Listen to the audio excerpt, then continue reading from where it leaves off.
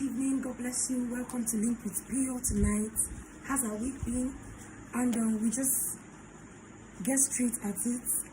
Today we are wrapping up the series we started 3 weeks ago on examining your readiness for marriage, and it's been a blessing and it's been eye-opening for a lot of people.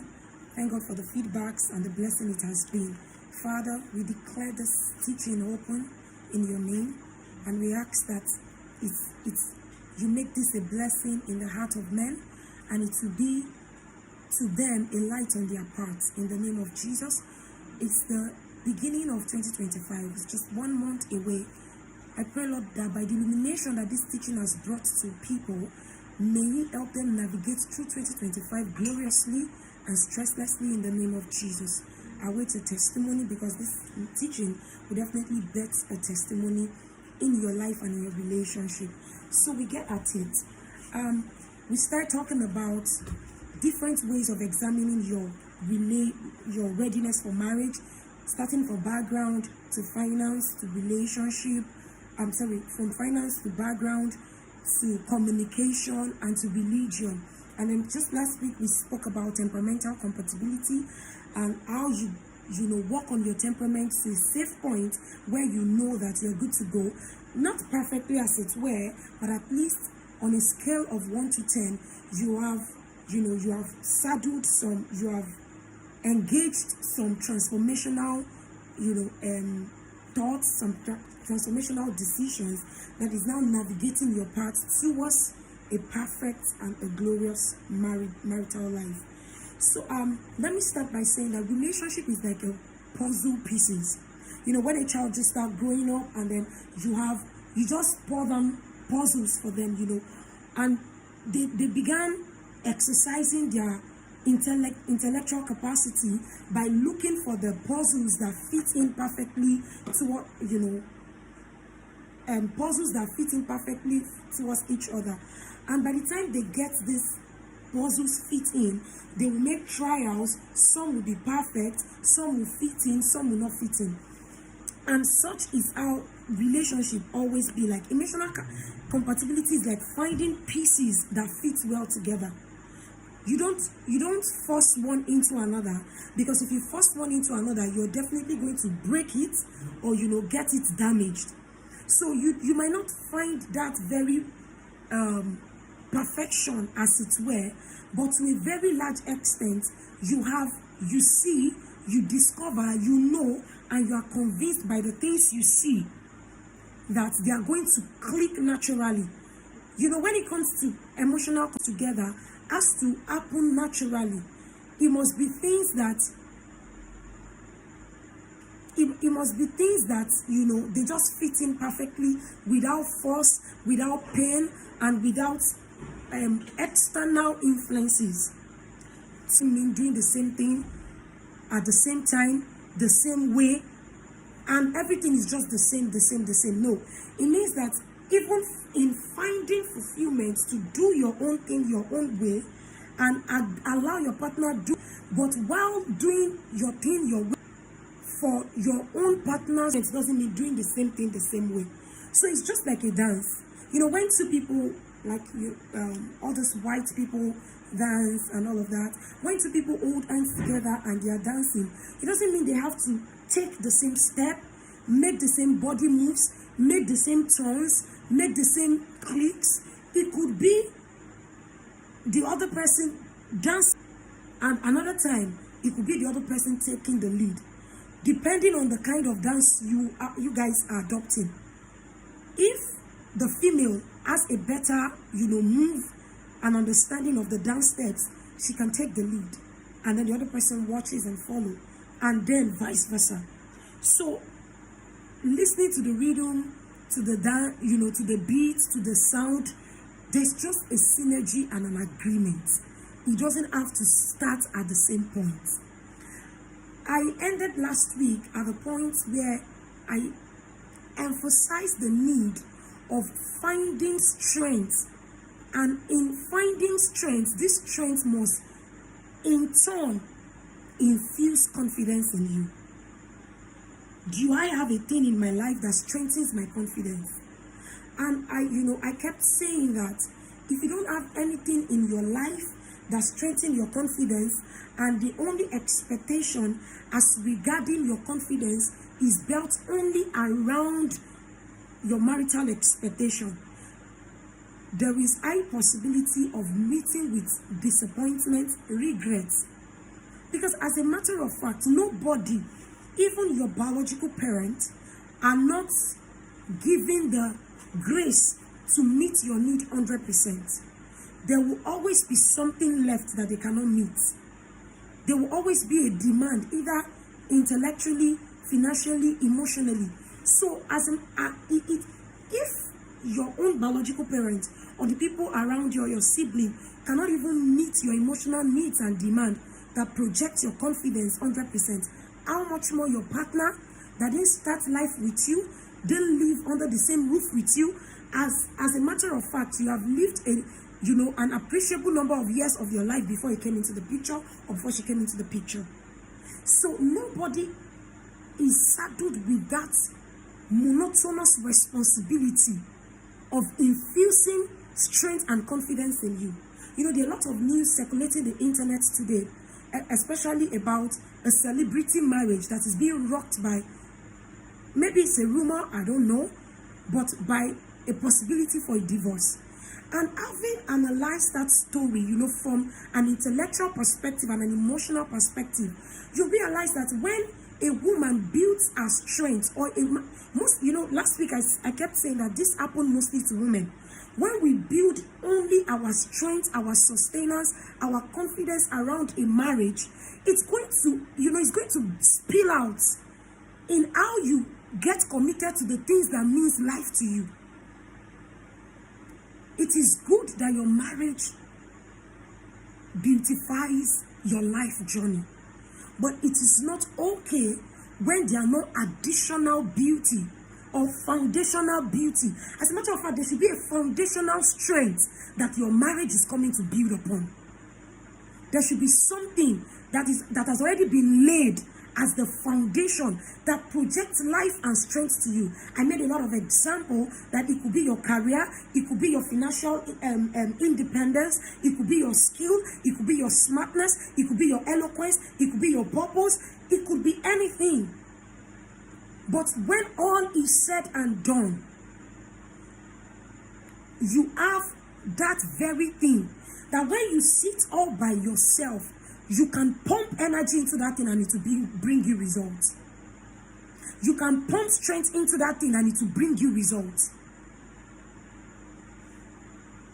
I said a lot about that peradventure, you're on a waiting list and you are among those that are expecting that the only perfection to your life journey after 20 to 25 or 30 years is a marriage. You need to have a reconsideration and begin to have, positive turnaround. Look around you and look within you, and service is strength. Your beauty alone cannot be your strength, because I know there are some people that they pride only in their beauty. And like I do say, some men, one of the reasons why they are control freaks or they have a lot around being in charge or being possessive is because the only strength they have is their financial capacity. Take away their financial capacity from them, you cannot imagine how depressive they get, because they believe that with financial capacity they can put any woman on check or they can control anybody. And that alone cannot mean strength, because your strength, okay, let me just balance it by saying that your strength is better engaged when it's something that is coming from within you and not without. Anything can happen to your finance, anything can happen to your beauty, but when you have what it takes. There was a time when a plane crash rocked Nigeria in 2006, thereabouts. So plane crash, and one of the survivors she was burnt, compassionately. It was a very terrible sight to behold. But today, I still see a content, a video up online exhibiting I think she does spoken words or she does something about motivation. Her skin might got burnt, but not her voice. As Cain might have gone burnt, but not her confidence, not her capacity, not her ability, not her intellect. Some things can be taken away from you.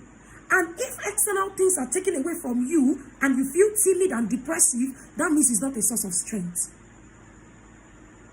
What is that very thing that even in their absence, you still have an identity? I have seen people that when they were going through marital, experiences, one of the things that did not make them spill out emotion on their partner. Let me even use a practical example. Maybe somebody in waiting as a male or a female. You're in waiting maybe for a child, and then you have the tendency to always be aggressive, have mood swings, be depressive, be anxious, and just spill things around the home. But for one thing that you have found inside yourself and you are servicing and is giving you joy and strength. Sometimes it's just your husband can be a traveler, his job can demand traveling, and then you have the tendency as a woman, to get aggressive after a while, but not someone that has something servicing. I'm not saying you will not miss his physical presence or maybe the cordiality, but even before it gets to that point where you begin to lose your mind, you already can bury your head in something engaging and something fulfilling. I've seen people that got married at 40 plus. Take, for example, one of the actress that a lot of people spoke about, but she was building a career while she was waiting, and then the marriage came to meet her at the point of her career growth. And then they always look for excuses because they don't have anything to exchange on that table. Nothing communicates confidence to them. Marriage as a bailout system. You are your bailout. You can fine-tune it in marriage. You can fan it to flame in marriage, but you must recognize it while waiting. You must recognize it. And then I just have 3 more questions for the sake of education and life pursuit. Am I emotionally stable? How stable am I emotionally? Like I do say that they feel like everybody is bad. If you have more than 3 people complaining about one thing about you, then you need to take a break and ask yourself. That's the first thing. When you have personal challenges in your life, I mean personal challenges, this one is not gender. Do you know what it means that, there's an adage in Yoruba that you have locked. You even need concentration, patience to get yourself to work very well. How much more when you're carrying another person? That's how emotional stability is. If you're not stable for yourself, you cannot be stable for another person. That's to heal up from themselves. There's an experience that's still taunting them. There's an experience that's still taunting them. There's a situation that they cannot wrap their head around. And they felt like probably if I had done this thing better when I was 25, when I was 23, maybe I wouldn't have exposed my children to this action last week that I've got the kind of, nobody danced to your tune. How did it make you feel? Now, I remember counseling someone and was telling me that, please, that I realized that anytime I'm amongst people and I give idea and they don't take it, I tend to withdraw from everything. Is it safe? I said it's not safe. If you tend to withdraw, I'm going to stay a little on this because I was talking with someone, last week or 2 weeks ago, and I was explaining to the person and say, daughter, I do something to you, you are not getting. You see, until you enjoy your own company, you are going to burden everybody around you. Until you learn to be joyful on your own. The moment marriage also to you is, when I'm sad, my wife will be the reason why I will be happy. When I'm down, when I'm this, anytime you're alone, it's like you are being taunted. It's like something is pressing you. Do you know that even when your partner spends too much time with people, he gets at you? Most especially with the opposite gender, it begins to get at you. When you are not included in an equation, it begins to worry you. But just imagine that your company is self-satisfying to you. This is why the Bible made it clear that joy is naturally self-proven or self-inculcated. Happiness can come by external things, but joy is internal. Sometimes it might be a project you are working on that will help you, as in you have your mind buried in progressive things in your growth circle. You cannot afford to make another person the source of your joy, because no man is wired to make another person joyful. They can only help you to stay happy, but they can't help you to stay joyful. Joy is not an external thing. And if you are not a joyful person, you cannot love your own company. It even starts by being scared if you repel your company. Anytime you're alone, everything is not just smooth. You have to be self-joyful. How many hours can you spend with yourself and you are okay? You are not losing your mind. And then you are not drifted in unhealthy thoughts. Your mind is not messing you up. You are sane and you are stable. Some people, when they're alone, that is when they start projecting unhealthy things. That is when they start, abhorring the tendency from unhealthy habits. Pornography, masturbation, and all of these things, they are a proof that you don't love your company. They are a proof that you are not satisfied with yourself. That means there's nothing viable, there's nothing profiting that your mind can sponsor into your soul can sponsor in, and then you can engage with your hands. When you seek or people that are game drunk, they just fondling. Can you take your phone away for 1 hour and you'll be okay? Because you always think, sometimes you think that I'm just with my phone and I'm alone. As far as you are engaging in things that were done or were posted by other people, you're engaging with those people. How well can you stay with yourself and everything will be fine with you? I started loving my own company. I didn't start like that. I have to unlearn. It was an unlearning for my own joy, and my own company is one thing I should appreciate above any other thing. And that's what the Holy Spirit started telling me. Say, appreciate your company, honor your company, value your own company. People that get creative, people that churn out ideas that are ruling the world, I tell you, it starts by loving their company themselves. If you are always scared by your shadow, you will never be able to come up with creative ideas. You are a writer, you already know this, that you must love your company. You are originating, a value system. You are undoing a cultural practice. The Lord is laying it in your heart to reprogram a generation. Children, teenagers, married, single, separated. You cannot do this until you love your company.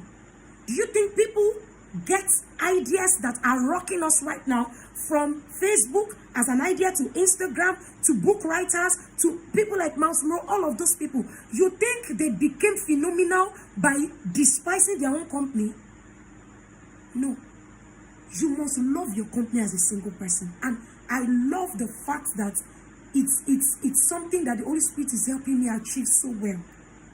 Sometimes when you are done after 5 hours alone and you check through the things that you have churned out, you are amazed at yourself. It's only possible because you love your company. You honor your company. You appreciate your company. You find joy in your company. There are times you can laugh alone. Why? You are brainstorming, and the things that are coming to your mind, you can't just believe, nobody will listen to this now. I believe this on the alone. Let's move. And people cannot just imagine, because tell me, like, are you normal? You can stay 2 hours alone. I'm not staying 2 hours alone because I'm depressive or I'm thinking. I'm staying 2 hours alone because the idea coming from this air, the teaching coming, the exposure coming, the lightning coming, the illumination coming is a salvation and a solution. And uncommon things, you breed uncommon things and you bet uncommon things in an uncommon way. Life is not wired for you to always find company. It doesn't make you an introvert. Get the balance. So So that means extroverted. No, extroverted people are doing things well. But do you know that there are classes of this temperament? You have extreme introverts and you have, stabilized introverts. They know when to relate, they know when to withdraw. Even same thing with extroverts. Don't you know extroverts, they are doing well?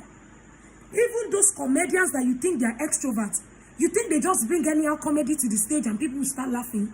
They have times they lock up themselves to just brainstorm which comedy would really fit into the trend that is happening right now. And they come up and everybody's bringing out their hard-earned money for somebody thinking. I remember one of our Batwick drivers said, by 4 a.m. or 5 a.m., if you go into his room, you will see his face swollen, you see him, he's thinking. You think if he doesn't love his own company, somebody that has money, he has what it takes to hang out, to be in every show in different countries. He doesn't need to go to the airport to wait for others to join the aircraft because enjoy your company. True time. Or am I existing in whatever it takes, in character, evolving in stability, evolving in eloquence? Mean there's something progressive about your passage of time. When time is an advantage to you, you are 3 months and there's nothing traceable as a positive addition to your life, then it means that you are just existing and not evolving. And do you know how it affects your readiness for marriage? Because for every step of evolvement you engage in, it makes you stronger in temperament, it makes you stronger in emotion, and it makes you stronger in character. Nobody adds knowledge and remains the same. Nobody improves in knowledge and remains stagnant. Your progressive check has an indirect effect on your readiness for marriage. For if you're not maturing, you cannot handle marriage right. Because for every information together per time, when you're having a discussion with your partner, they want you to discuss it one after the other. A woman can wait for you to say everything, and when you are done, she's coming to see her own. And then they can forget birthdays, they can forget anniversaries. And when I got to know that thing, I remember the way like this. They said a female's brain is formed in halves, formed secularly. So they love, that's why they are logical. They love, a woman will do 5 things and he will do it excellent. Okay, that seminar I attended. Oh, that's webinar. Education and pursuit. Let me just read this the way I wrote it. I don't want to mix any word. Your level of education determines or influences your interpretation of issues. When you are relating with highly intellectual people, they can know how well you are educated by how you interpret situation, by how you handle matters. So your level of education determines or influences your interpretation of issues, which can widen or foster the gap between you and your soon-to-be partner, either in courtship or in marriage. So when people sit down, maybe people have tendency to make mistakes. People have tendency to be forgetful. People have tendency, to handle things differently. But one of the yardstick to check why you did what you did, why you spoke the way you spoke, why you handle things the way you handled it, can be traceable to your educational exposure.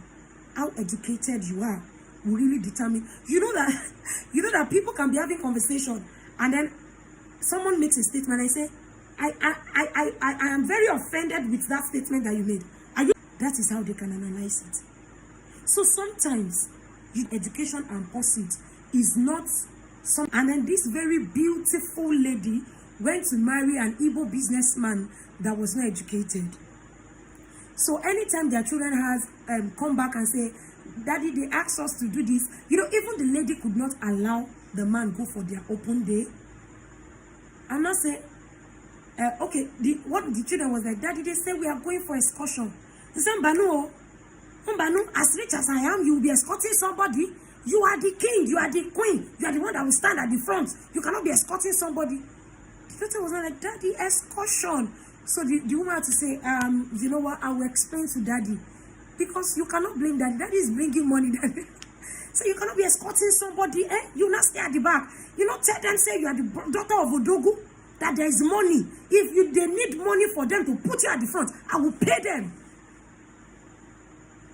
Educational exposure. It's not his fault. So it now became a burden on the lady, to have hangouts with her other friends, with the husband, because it can't relate with what they're talking about.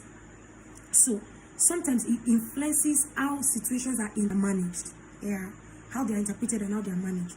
So the first question is, who am I intellectually? Who am I intellectually? Will I be encouraged or insecure or intimidated with a higher or level, earn higher degrees, or I will go back to school, or I don't mind, I will just remain in my space? What articulate? I know of an actor that said he was a bus conductor for a long period of time in Lagos, and if you hear him speak, you can never believe. Don't equate it together. But you have to know that either you have to be schooled by your partner if you don't mind, or you have to school yourself within the four walls of a school. Will I be needing an upgrade in my intellectual capacity or in my educational qualification? There are some families that they cannot introduce the partner of their son or their daughter because of his educational qualification. You don't want to be in that space. You will not be respected.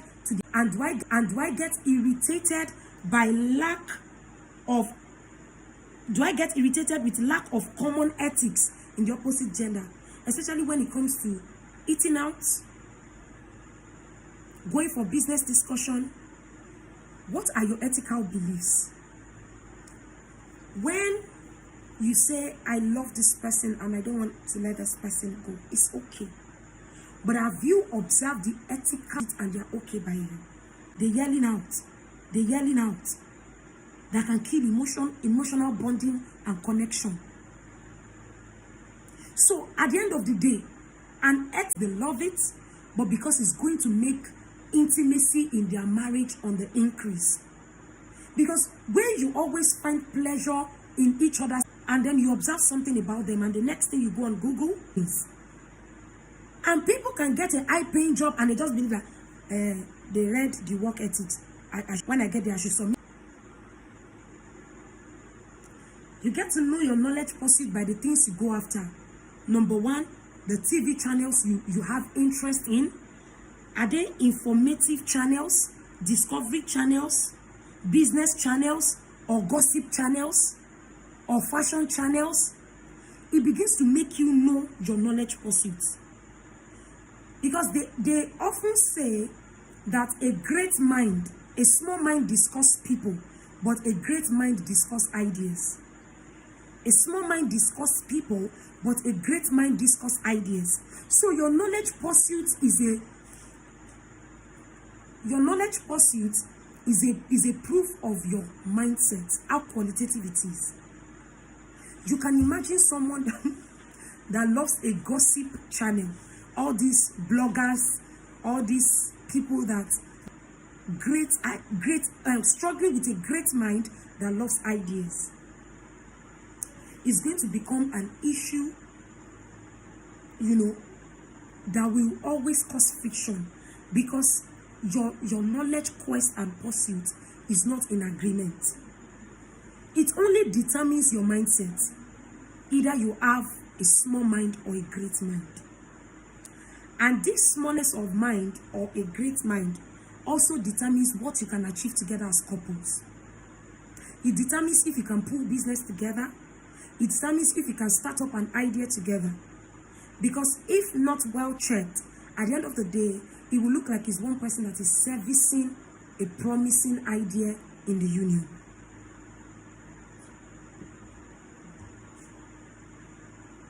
Since when?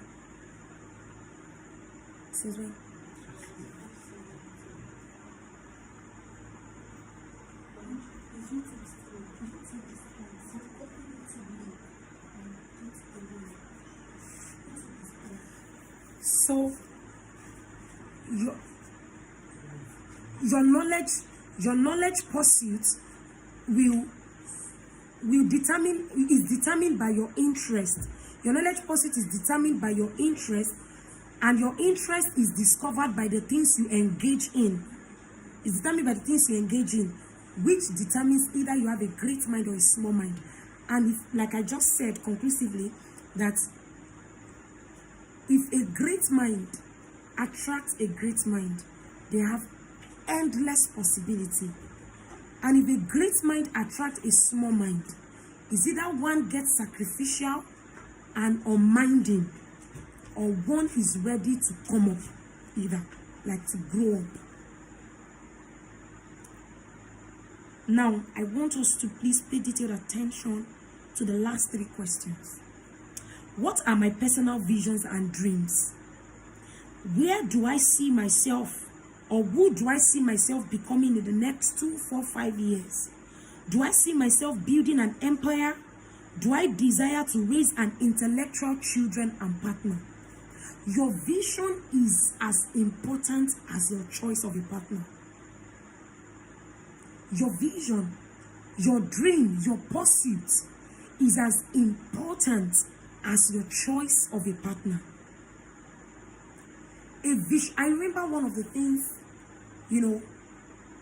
I settled so early when I met my husband, was that he was a visionary man. And I began going to read up about what it takes. Number one, what it means to be visionary. Being visionary has its own advantage, its own strength, and its own weakness. And if you are going to be marrying such, how do you intend managing their strengths?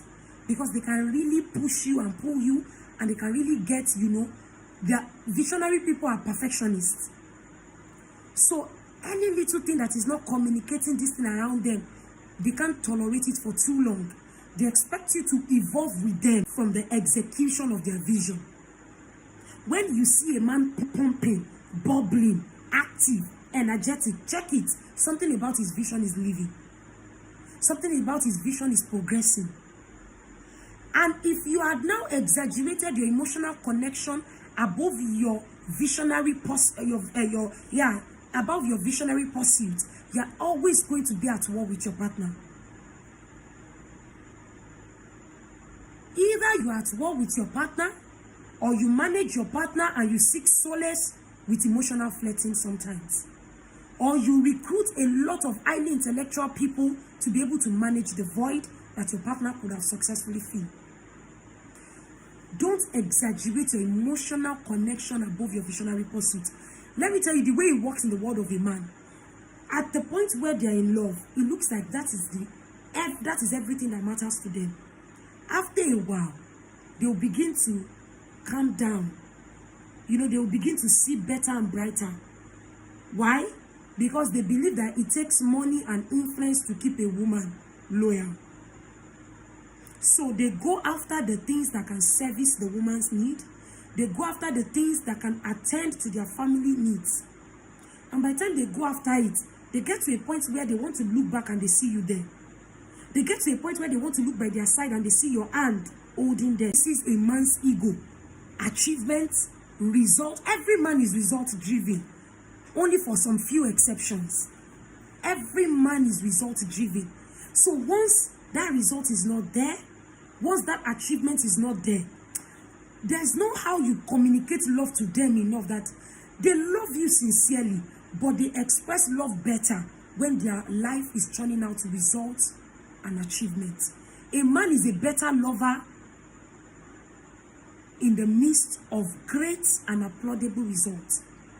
A man is a better lover at that point. So when you know your dreams and your vision, and you have told yourself, in the next 5 years, I want to start up this company. I want to build it for 7 years. I want to do this. Please don't exaggerate emotional connection more than that thing. As a matter of fact, service your emotional connection and service your visionary pursuit. Service it well.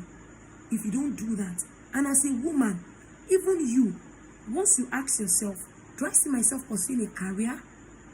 Have I seen a virgin dimension that I want to pursue in fashion, in business, in interior decoration, in makeup, in event planning?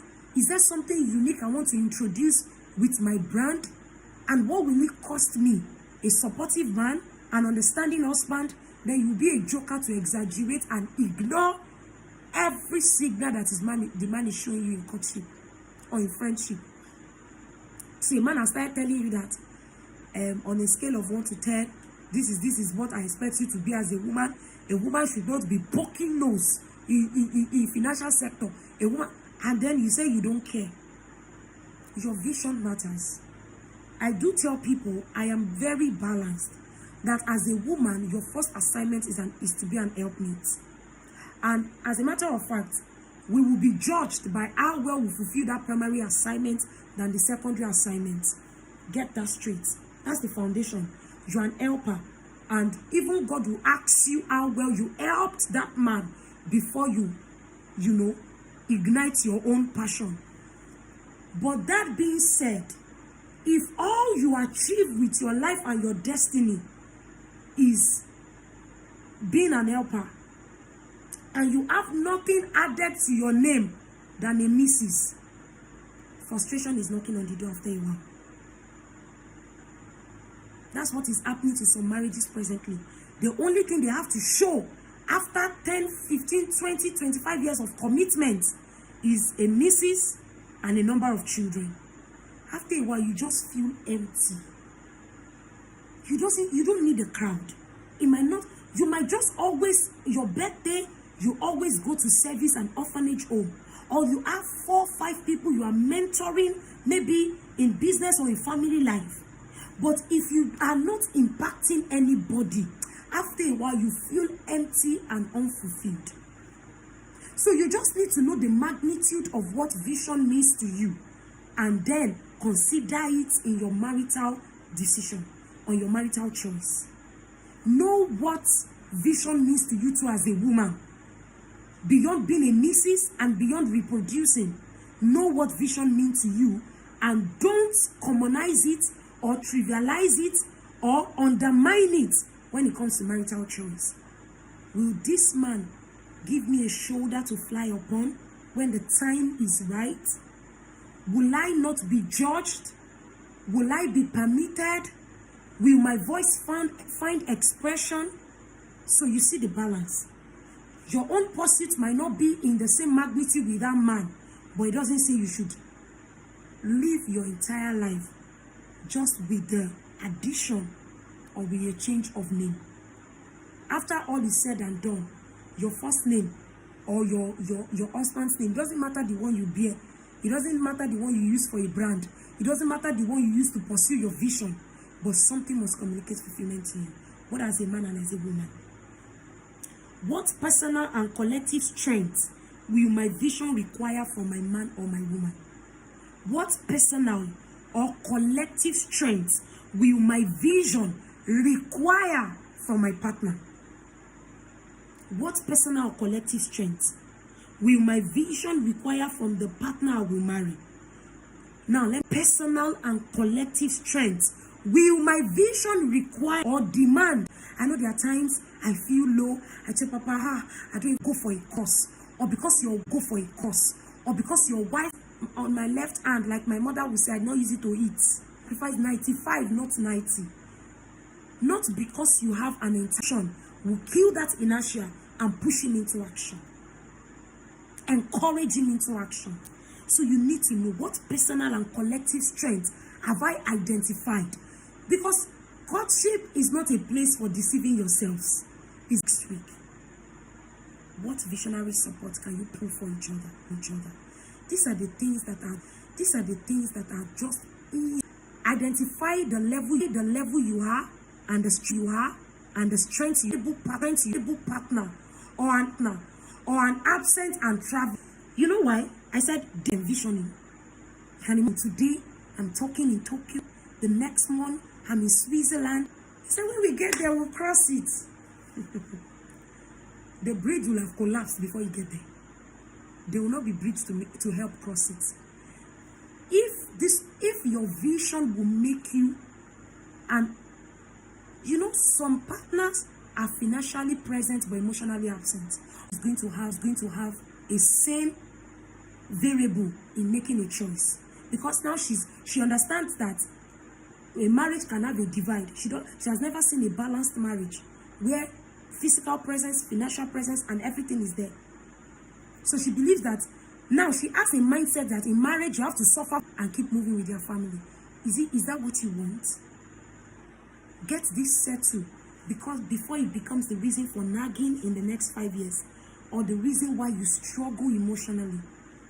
It brings us to a safe point to wrap up this teaching series, that your background, your perception to financial others are priority to check and to consider in your readiness for marriage. I can imagine the number of take-homes you have from this series. I can imagine the number of adjustments